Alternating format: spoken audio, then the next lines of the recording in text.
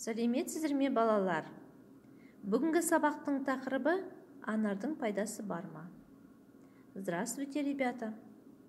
Тема сегодняшнего урока – есть ли польза гранаты?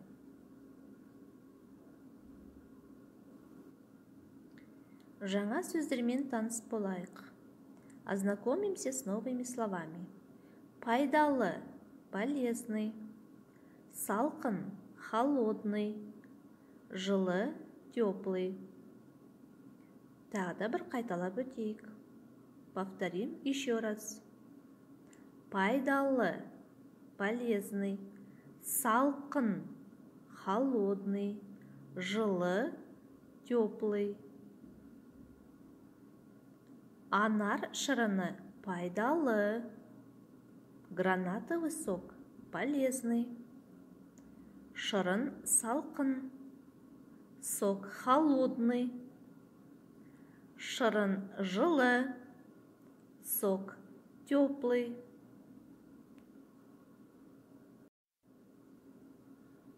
Тыңда, қайтала, оқы. Анар шырыны пайдалы, гранатовый сок полезный, шырын салқын, сок холодный.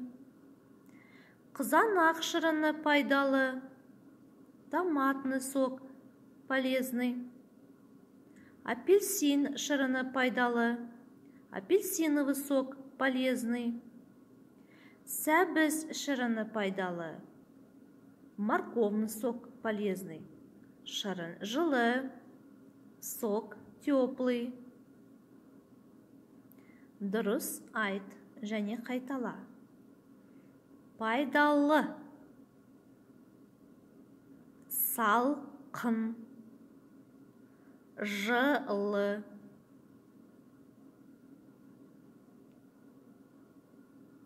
Бірінші тапсырма, сұраққа жауап бер. Ответьте на вопрос. Алма шырыны пайдалы ма? Полезен ли яблочный сок? Алма шырыны қандай? Яблочный сок какой?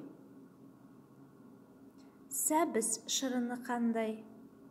Морковный сок какой?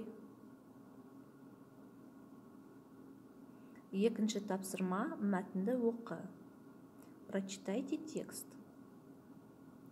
Бұл шырын. Это сок.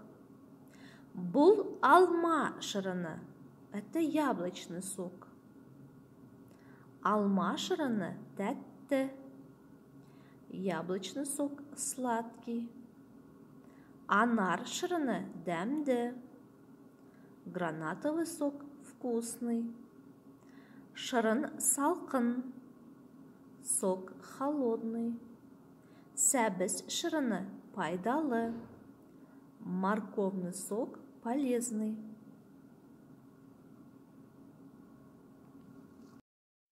Үшінші тапсырма. Суретке қарап, сұраққа жауап бер. Посмотрите на рисунок и ответьте на вопрос. Бұл қандай шырын? Это какой сок? Екінші, үшінші суретке қараңдар. Посмотрите на второй и третий рисунок. Дұрыс. Бұл анар шырыны және сәбіз шырыны. Правильно. Это гранатовый сок и морковный сок. Шырын қандай? Сок какой? Бірінші суретке және төртінші суретке қараймыз.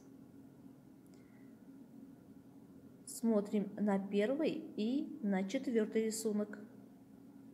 Сок какой? Правильно. Дұрыс. Бірінші суретте алма шырыны, төртінші суретте қызанақ шырыны. Правильно. На первом рисунке яблочный сок, на четвертом рисунке томатный сок. Үйге тапсырма. Домашняя работа. 37-ші бет. Жаңа сөздерді жаттау. Страница 37. Выучить новые слова. Тағы да бір қайталап шығайық. Повторим еще раз. Пайдалы, полезный. Салқын, холодный. Жылы, теплый. Осымен сабақ аяқталды. Сау болыңдар.